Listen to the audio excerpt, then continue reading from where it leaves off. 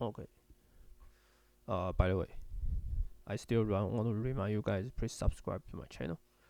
So 16 say that suppose there are P and Q 2 points, and then there is a arrow shot,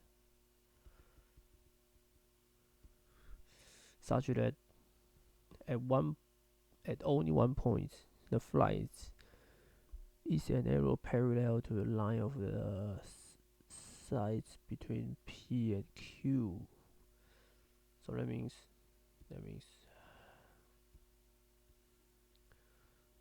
this is the P and Q, and then only 1 point at some point called C.